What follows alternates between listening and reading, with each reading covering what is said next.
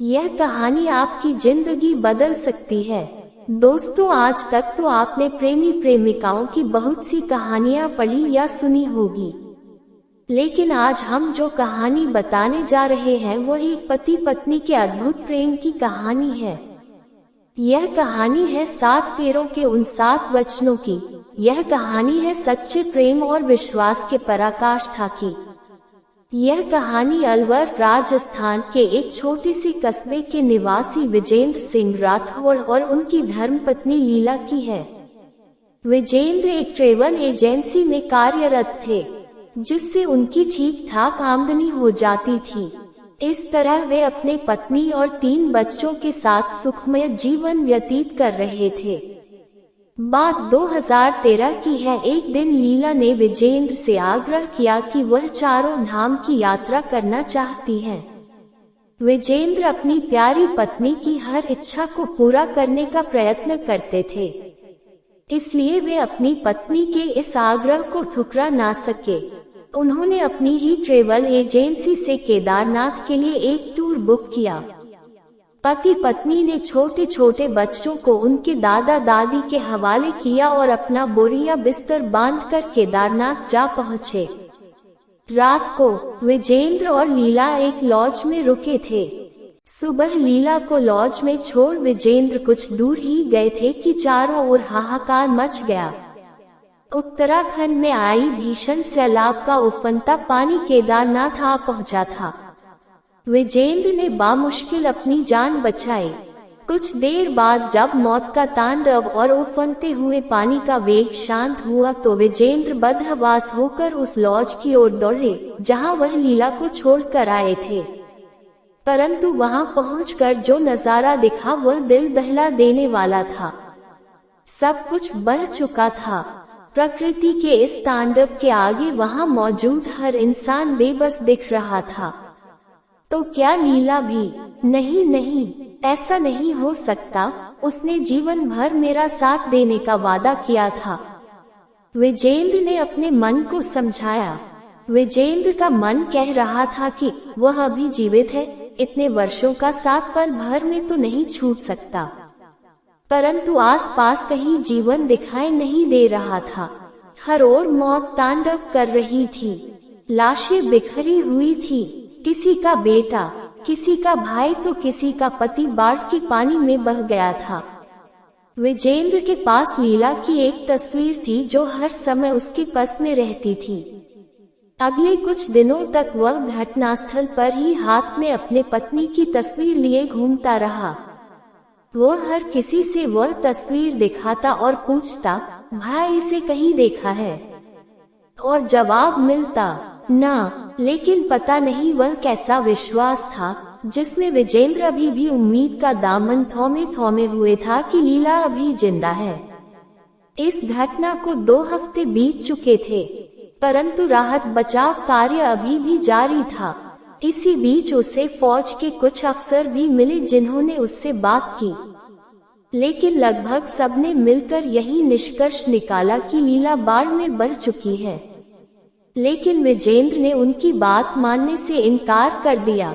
उसने घर में फोन मिलाकर बच्चों को इस हादसे के बारे में सूचित किया। बच्चे अनहोनी के डर से घबराए हुए थे। रोती बिलखती बिटिया ने पूछा कि पापा क्या अब माँ नहीं आएगी? तो विजेंद्र ने उसे जोर से फटकार दिया और कहा, चुप कर, तुम्हारी माँ अभी जिंदा है और मैं उसे ढूंढ कर लाऊंगा। लगभग 1 महीना बीत चुका था। अपनी पत्नी की तलाश में विजेंद्र दर दर भटक रहा था। उसके हाथ में एक तस्वीर थी और मन में एक आशा, वह जीवित है। इसी बीच विजेंद्र के घर सरकारी विभाग से एक फोन आया। फोन करने वाले कर्मचारी ने कहा कि लीला मृत घोषित कर दी गई है और हादसे में जान गंवा चुके लोगों को सरकार मुआवजा दे रही है। आप भी सरकारी ऑफिस में आकर मुआवजा ले सकते हैं। परंतु विजेंद्र ने मुआवजा लेने से भी इनकार कर दिया। परिजनों ने कहा कि अब तो सरकार भी लीला को मृत मान चुकी है, अब उसे तलाशने से कोई फायदा नहीं है। परंतु विजेंद्र ने मानने को तैयार ही नहीं था। जिस सरकारी कर्मचारी ने लीला की मौत की पुष्टि की थी उससे भी विजेंद्र ने कहा वह जीवित है। इसी धुन में एक बार फिर से विजेंद्र लीला की तलाश में निकल पड़े। उत्तराखंड का एक एक शहर नापने लगे। हाथ में एक तस्वीर और जुबां पर एक सवाल, भाई इसे कहीं देखा है? और हर सवाल का एक ही जवाब, ना। लीला से विजेंद्र को बिछड़े अब 19 महीने बीत चुके थे। इसी दरमियान वह लगभग 1000 से अधिक गांवों में लीला को तलाश चुके थे। अच्छे लोग जीवन में हमेशा दुख और परेशानियां क्यों पाते हैं?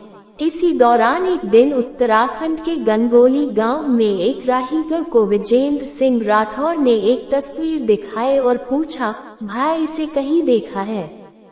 राहीगर ने तस्वीर ध्यान से देखी और आश्चर्य से देखते हुए बोला, हाँ मैंने इसे देखा है। यह औरत बोराई सी हमारे गांव में घूमती रहती है। विजेंद्र तुरंत राहीगर के पांव में गिर पड़े। राहीगर के साथ भागते भागते वह गांव पहुंचे। गांव के बीच में एक चौराहा था और सड़क के दूसरे कोने पर एक महिला बैठी थी। लीला, आवाज सुनते ही वह नजर उठी। वह नजर जिससे नजर मिलाने को नजर तरस गई थी। हाँ, वह लीला ही थी।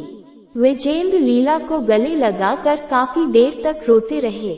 लीला की जुदाई ने उन्हें तोड़ दिया था। भावनाएं और संवेदनाएं आंसुओं के रूप में आंखों से अविरल बह रही थी। पत्नी की तलाश में आंखें पत्थर हो चुकी थी, फिर भी भावनाओं का तीव्र वेग उन्हें चीरता हुआ बह निकला था। लीला की मानसिक हालत उस समय स्थिर नहीं थी, इसलिए वह उस शख्स को भी नहीं पहचान पाई जो उसे इस जगत में सबसे ज्यादा प्यार करता था। विजेंद्र ने लीला को उठाया और घर ले आए। 12 जून 2013 से बिछड़े बच्चे अपनी मां को 19 महीने के अंतराल के बाद देख रहे थे। उनकी आंखों से आंसुओं का सैलाब बह रहा था। यह 19 महीने विजेंद्र सिंह राठौर के जीवन का सबसे कठिनतम दौर था, परंतु इस कठिनाई के बीच भी विजेंद्र के हौसले को एक धागे ने बांधे रखा था। वह प्रेम का धागा था, एक पति का अपनी पत्नी के प्रति प्रेम और समर्पण जिसने प्रकृति के आदेश को भी पलट कर रख दिया। इसे एक संयोग कहे या ईश्वर का चमत्कार कि लीला के साथ बाढ़ में बह जाने वाले अधिकतर लोग नहीं बचे थे, लेकिन लीला बच गई थी। शायद ईश्वर भी विजेंद्र के उम्मीद के धागे को तोड़ ना सके। प्रभु को भी विजेंद्र के प्रेम और समर्पण के आगे अपना फैसला बदलना पड़ा। विजेंद्र और लीला के अद्भुत प्रेम की इस कहानी ने पति पत्नी के पवित्र रिश्ते की एक नई मिसाल कायम की है।